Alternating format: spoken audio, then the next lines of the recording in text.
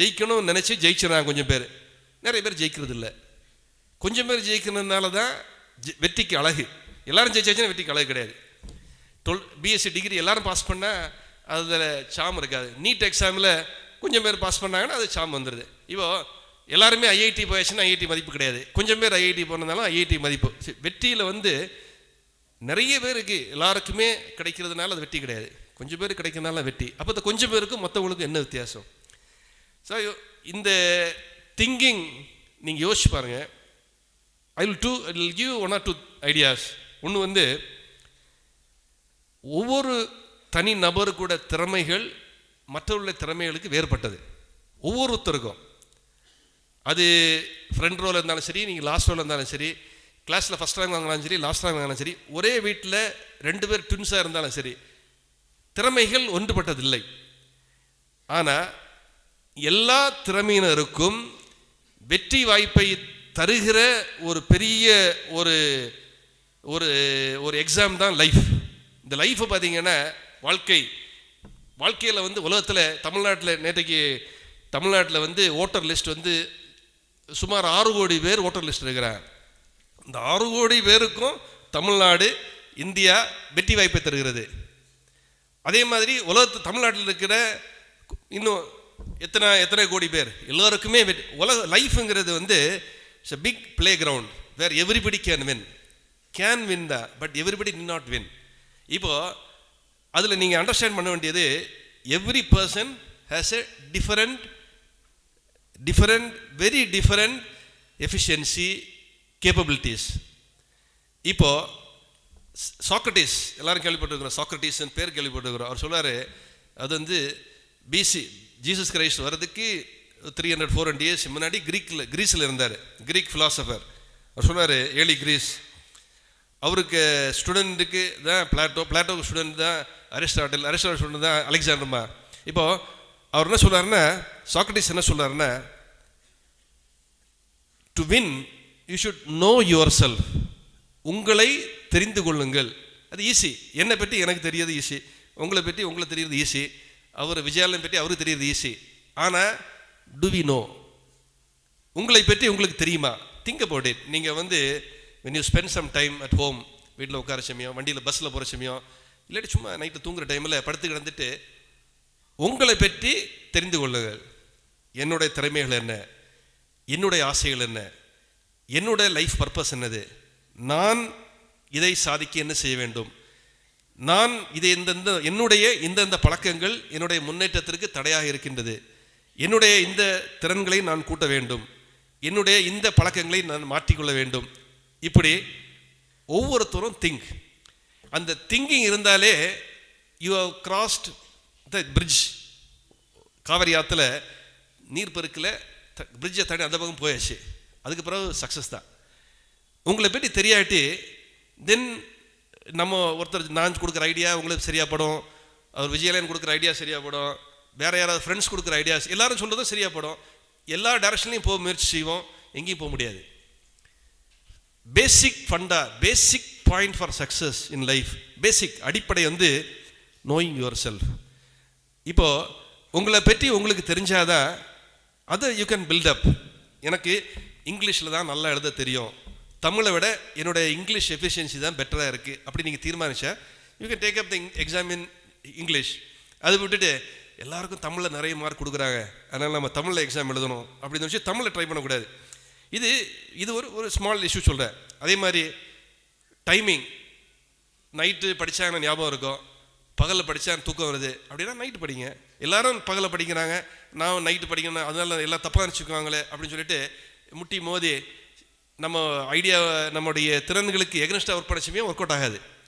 So ஒரு paper எடுத்து நீங்கள் யார்கிட்டையும் சொல்ல வேண்டாம், உங்கள் ஓன் எக்ஸ்பீரியன்ஸ் தனியாக நீங்களே உங்களுக்கு மட்டும் மனசு வச்சிங்க, என்னுடைய திறன்கள், என்னுடைய முன்னேற்றத்திற்கு நான் இந்த விஷயங்களில் உழைக்கணும். அப்படி நீங்கள் உழைச்சிங்கன்னா then your hard work will be channelise towards that. எது தேவையோ அதுக்கு உழைக்கணும். இந்த என்ஆர் இன்ஸ்டியூட் மாதிரி நீங்கள் இந்த இன்ஸ்டியூட்டில் படிக்கிற டைமில் the cats can be shown.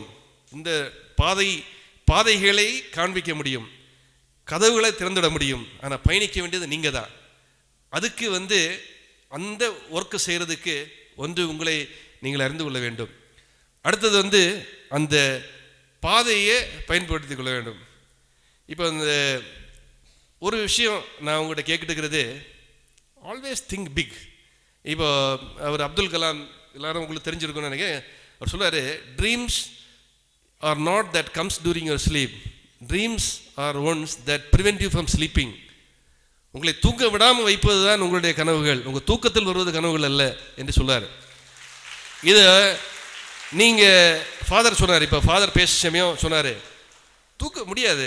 நம்ம இப்போ உங்களுக்கு அந்த அந்த ஃபீல் இருந்தாச்சுன்னா, அந்த அந்த அந்த த்ரில் ஆஃப் ஒர்க்கிங் அப்படி வந்துச்சுன்னா நம்மளால முடியாது. இப்போ நீங்கள் ஒன்றுமே வேண்டாம், ஜஸ்ட் அன் எக்ஸ்பெரிமெண்ட். உங்களுக்கு எல்லாருக்குமே தெரிஞ்ச விஷயந்தான். காலையில் 4 மணிக்கு எந்திரிக்கணும், 5 மணிக்கு ஒரு இடத்துக்கு போகணும் அப்படின்னு நினச்சி எந்த அலாமும் வைக்காமல் நீங்கள் நைட்டு படுத்தின்னு வச்சிங்க, நைட்டு 9-10 மணி தூங்குறோம், காலைல 4 மணிக்கு எந்திரிக்கணும், 5 மணி பஸ் இருக்குது, ரெடி ஆகணும் அப்படின்னு சொல்லி அலாமே வச்சுருந்தேன். நீங்கள் எந்திரிப்பீங்களா, எந்திரிக்க மாட்டீங்களா? ஏன் எப்படி? அலாமம் ஒன்றும் இல்லை, யாரும் இல்லை, ரூமில் தனியாக இருக்கிறீங்க, யாருமே கதவு தட்டலை, ஆனால் எந்திரிக்கிறீங்க. ஏன்? என்னென்ன, நீங்கள் எதை செய்ய வேண்டும் என்று நீங்கள் தீர்மானிக்கிறீர்களோ உங்களுடைய உள் மனது தூங்காது. That will push you to work. இது ஒரு சின்ன எக்ஸ்பெரிமெண்ட். நீங்கள் என்னைக்கு வேணால் ட்ரை பண்ணுங்கள், ஏதோ ஒன்று டைம் ஃபிக்ஸ் பண்ணுங்கள், உண்மையாக இருக்கணும். உண்மை இல்லாமல் நீங்கள் தூங்கினா 8 மணி தான் எந்திரிப்போம், 7 மணி தான் எந்திரிப்போம். அந்த உண்மையாக நீங்கள் நாளைக்கு காலையில் 5 மணி பஸ்ஸு, நான் 4 மணி எந்திரிக்கணும், ரெடி ஆகிட்டு பஸ்ஸுக்கு போகணும்னு நினச்சிட்டு நீங்கள் இப்போ தூங்குங்க, 4 மணி எந்திரிப்பீங்க, கரெக்டாக 4 மணி எந்திரிப்பீங்க. 3:45 எந்திரிக்க மாட்டீங்க, 4:15 எந்திரிக்க மாட்டீங்க, 4 மணி எந்திரிப்பீங்க. நீங்கள் அலாம் வச்சு இன்னொன்று டெஸ்ட் பண்ணி பாருங்கள். அலாம் வச்சு 4 மணிக்கு பதிலாக 4:15 அலாம் வைங்க. நீங்கள் 4 மணிக்கு எந்திரிச்சுன்னு தூங்குங்க, அலாம் அடிக்கிறது முன்னாடி நீங்கள் எந்திரிப்பீங்க. இப்போ உங்களுடைய நோக்கம் என்னவென்று நீங்கள் தீர்மானித்தால் உங்களுடைய மனசு உங்களை அந்த நோக்கத்தை நோக்கி தள்ளும். அந்த நோக்கமே இல்லை என்றால் இப்போ எங்கே போகிறது? நான் சொன்ன மாதிரி சும்மா என்ன போனால் எந்திரிச்சிக்கலாம்ப்பா அப்படின்னா 7 மணிக்கு ரெகுலராக எந்திரிக்க 6:30 மணிக்கு தான் எந்திரிப்போம். இதுதான் லைஃப்பில் நடக்கிறது. எதை சாதிக்க வேண்டும் என்று நம்ம நினைக்கிறோமோ அதை தான் சாதிக்க முடியும். இப்போ நான் போலீஸ் டிபார்ட்மெண்ட்டில் சேராமல் நான் எங்கள் அப்பா காலேஜில் ப்ரொஃபஸராக இருந்தார், நானும் காலேஜில் ப்ரொஃபஸராக போகணும்னு நினச்சிதான் அதான் ஆக முடியும். என் தம்பி ஊரில் பிஸ்னஸ் பண்ணுறா, நானும் பிஸ்னஸ் மேன் ஆகணும்னா அதுதான் பண்ண முடியும். நீங்கள் நினைக்கிறத அடையாமல் கூட போகலாம், ஆனால் நினைக்காததை அடையிறதில்லை. நீங்கள் கண்டிப்பாக எல்லாருமே ஒரு காரியத்தை சாதிக்கணும் நினச்சி சாதிக்காமல் கூட போகலாம், அது தப்பு கிடையாது. ஆனால் not having the stars to reach for, that is a crime. இப்போது not reaching the stars it's not a crime. கண்டிப்பாக எல்லாரும் தேவையில்லை, ஆனால் the effort you put in. இப்போ 10 வருஷம் நம்ம படிக்கிறோம், 10th ஸ்டாண்டர்ட் மார்க் வாங்குகிறோம், 12 இயர்ஸ் படிக்கிறோம், இன்னும் 2 வருஷம் படிக்கிறோம். 12th ஸ்டாண்டர்டில் நிறைய மார்க் வாங்கணும் எடுக்கிறோம், 1100, 1130, 1170 எல்லாம் வாங்குகிறோம். என்னோடய டாக்டர் 12th எக்ஸாம் முடிச்சு 2 இயர்ஸ் முன்னாடி மார்க் வாங்குகிற டைமில் நான் மார்க் வாங்கிட்டு, அப்போ எனக்கு 30 மார்க் குறைஞ்சிருச்சு எதுனா டோட்டலில் அப்படி சொல்லிட்டு ஒரே வருத்தம். இப்போது இவ்வளவு நாள் 10-12 வருஷம் வேலை செஞ்சதுக்கும் இந்த மார்க் 1150, 1100, 900, 1000 அது ஈக்குவேட் ஆகுமா? ஈக்குவலா? 12 வருஷம் வேலை செய்கிறோம், மார்க் வாங்குகிறோம், அதுக்காக தான் இந்த 12 வருஷம் உழைச்சோமா? இல்லை. 12 வருஷம் உழைக்கிறதுக்கும் இந்த மார்க் வாங்குறதும் ரெண்டும் லிங்க் கிடையாது. லிங்க் என்ன லிங்க்னா உழைச்சதுனால மார்க் கிடைச்சே தவிர ஈக்குவல் கிடையாது. 12 years of hard work is not equal to 1000 marks that you store. அதே மாதிரி தான் ஒரு உயர்ந்த லட்சியத்தை அடையணும்னு உழைக்கிறீங்க, அது அடைகிறீங்க, அடையாமல் போகிறீங்க. ஆனால் அந்த உழைப்பு இருக்குது இல்லையா, that will propel you.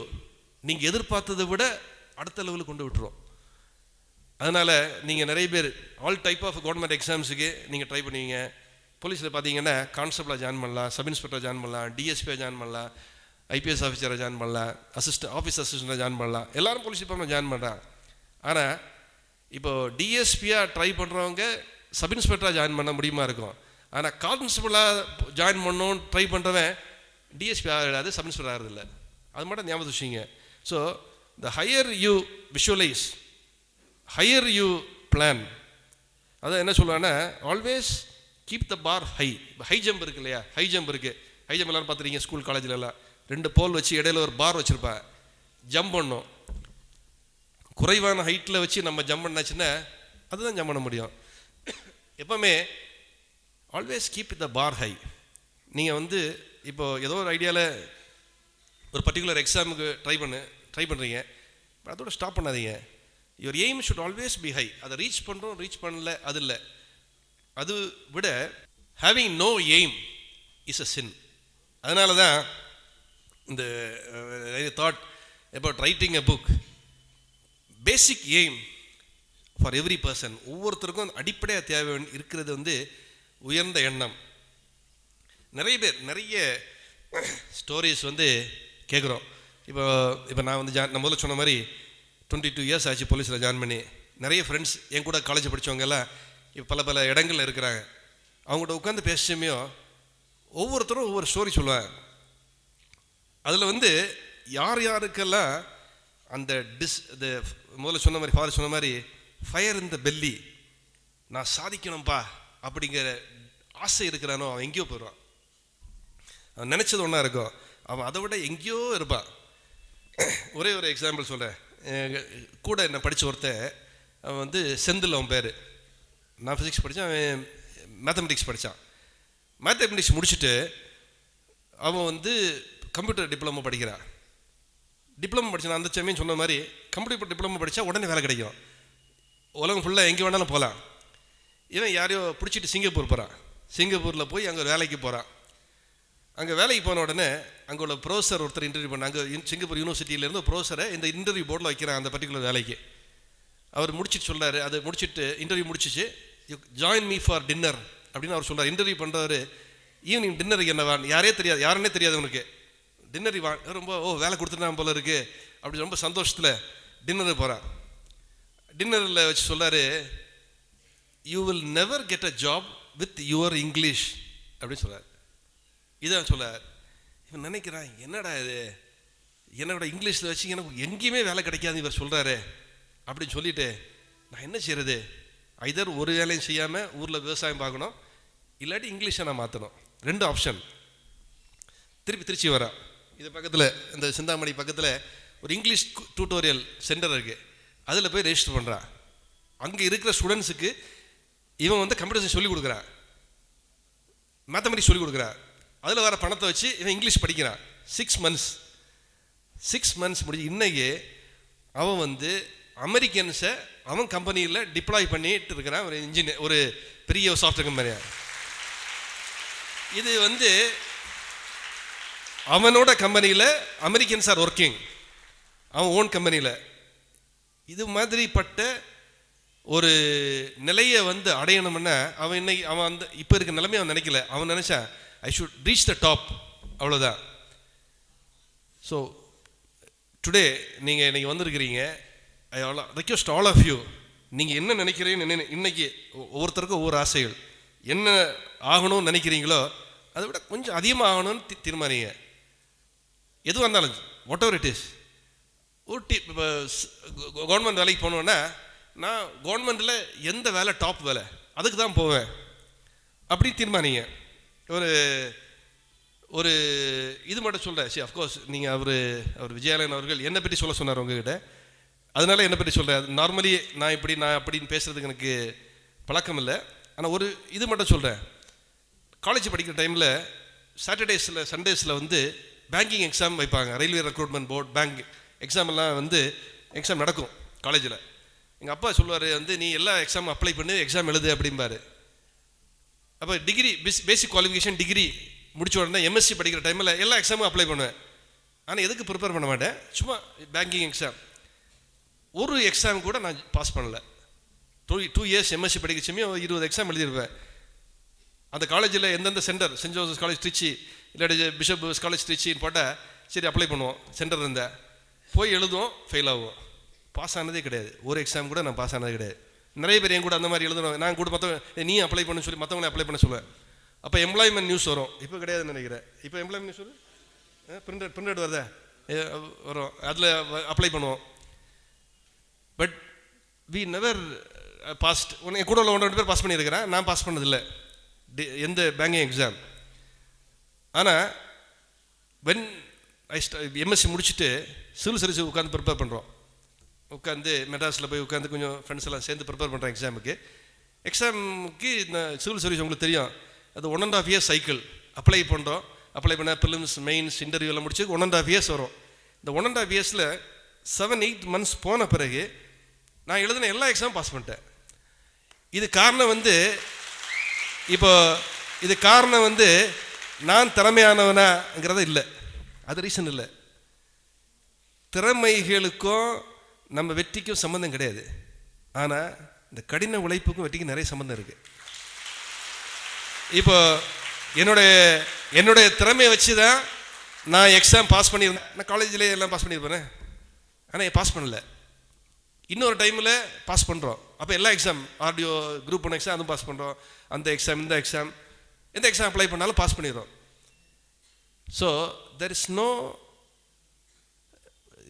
No other alternative for hard work. இப்போ நீங்கள் உங்களுடைய திறமைகள் என்ன என்பதை நீங்கள் கணக்கிடணும், உங்களை பற்றி தெரிஞ்சுக்கணும், உங்களுடைய கோல்ஸை ஹையாக வச்சுக்கிங்க, அதுக்கு தேவையான பாதையை கேட்டு தெரிஞ்சுக்கிங்க. இந்த மாதிரி இன்ஸ்டியூட்டில் they will give you guidelines. இது பண்ணுங்கள், இந்தந்த புக்கு படிங்க, இந்தந்த மாதிரி எக்ஸாம் ப்ரிப்பேர் பண்ணுங்கள். That is a very value. நான் படிக்க சமையலாம் இவர் கிடையாது, விஜயாலயன்னு சொல்லி கொடுக்கல அப்படின்னு இன்னும் 1 வருஷத்துக்கு முன்னாடி பாஸ் பண்ணியிருப்பேன். இப்போ நம்ம தான் ஓனாக படித்து இப்படியெல்லாம் இருக்கலாம் அப்படின்னு சொல்லி படித்தா கூட you can pass in first attempt. Whatever exam you want pass. அதுக்கு என்ன பிரின்சிபிள்ஸ் கொடுக்குறாங்களோ you should work hard. And again you should work hard more than others.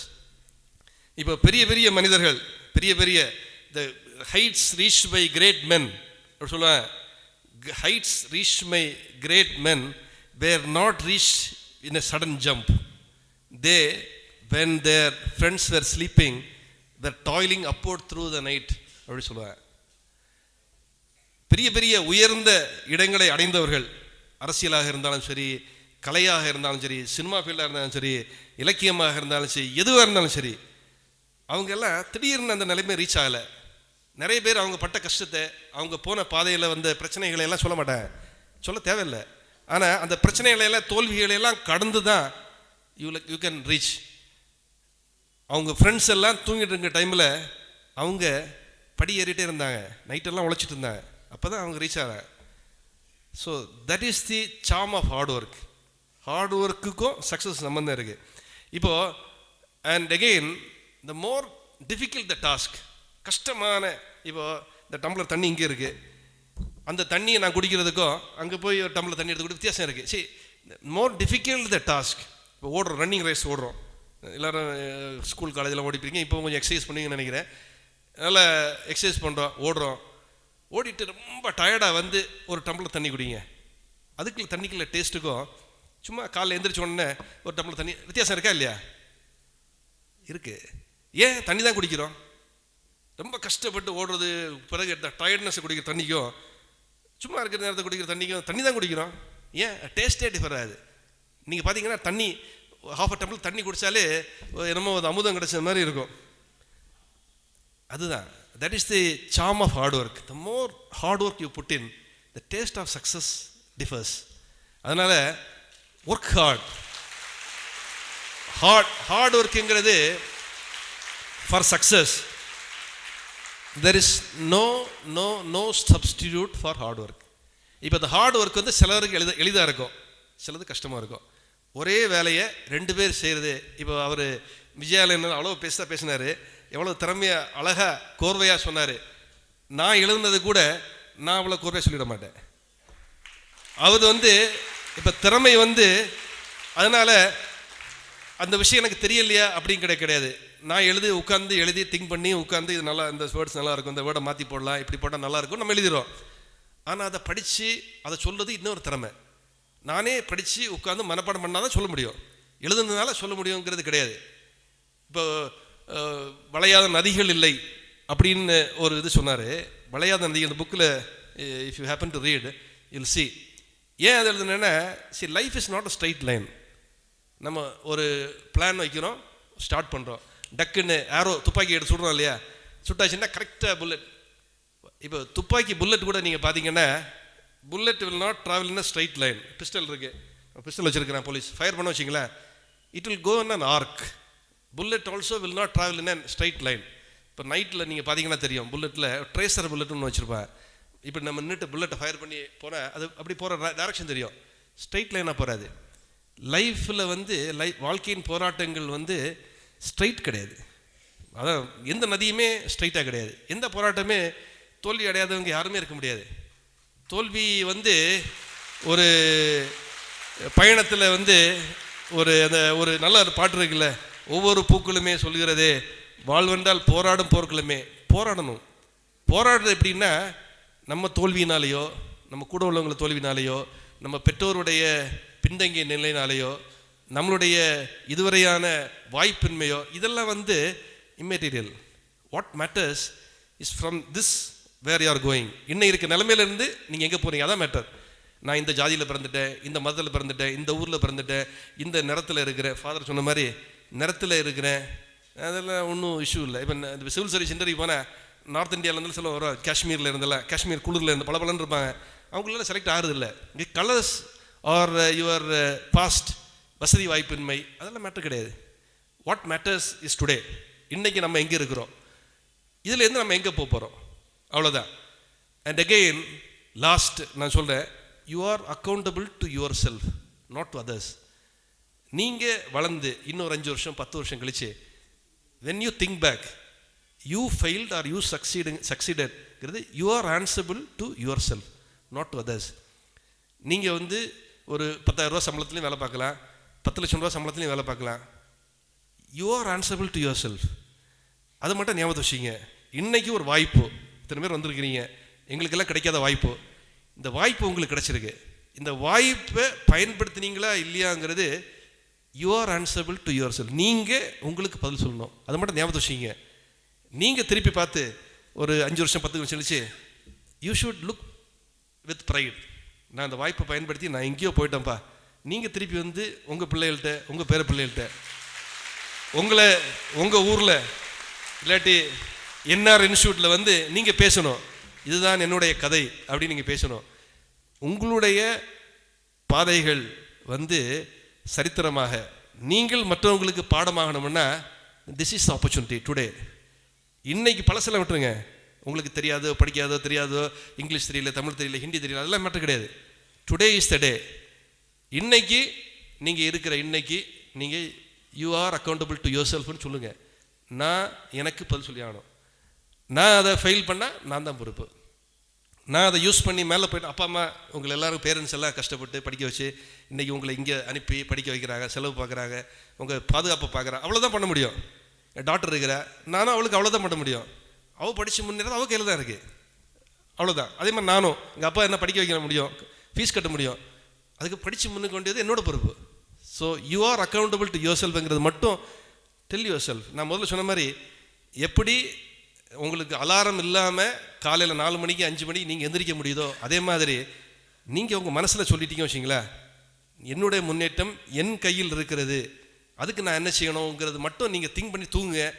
காலையில் உங்களுக்கே தெரியாமலே ஐடியாஸ் வரும்.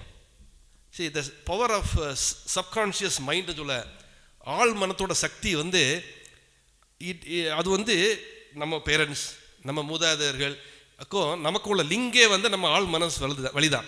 அவங்க யாருன்னு நமக்கு தெரியாது. 3 ஜென்ரேஷன் 5 ஜென்ரேஷன் முன்னாடி இருந்தவங்க யாரும் தெரியாது. என்னோட தாத்தா பேர் தெரியும், தாத்தா பேர் எனக்கு தெரியாது. எல்லாருக்கும் அப்படியே தான் இருக்கும்னு நினைக்கிறேன். அப்படிப்பட்ட அந்த ஜென்ரேஷன்ஸோட அந்த அவங்களுடைய அந்த ஜீன்ஸ் இருக்கு இல்லையா, நம்ம பாடியில் இருக்குது. அது எப்போ ப்ளே பண்ணோம்னா it works through our subconscious mind. அது எங்கே இருக்குன்னு நமக்கு தெரியாது.